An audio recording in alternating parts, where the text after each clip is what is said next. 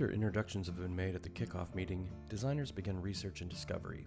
It's at this point of the project that we will identify, with partners, what business needs are for this phase, as well as what it is to make this a successful project.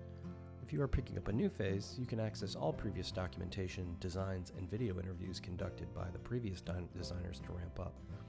If you are starting a brand new project with no previous history, you may want to source any existing documentation that is out there for public use. In either case, once we understand what is contractually expected, we can then identify a primary user and use case to design against. Being that there are many different user types with different roles that make up any given squadron, it's best that with the time we have to meet our goals to identify one user type. Other user types and use cases may be documented and noted as something we may address in the future phase, but it's best to focus on a small user group and an equally small set of task flows that we can map back to a single use case. These use cases and users must be validated with partners before any design begins. This assures we are designing to the same expectations.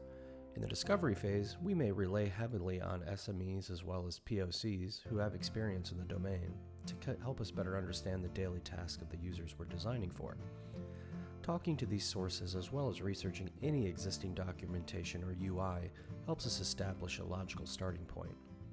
Existing documentation may be something provided by our partners, or it can be an investigation of web content, documentation, or videos, whatever's out there. A lot of information we work with is classified, and therefore it can be a challenge to ascertain data that can serve our designs. This is why it's important to check with our partners once a week, or more if needed, to seek answers that we may not fully understand at this point in the project.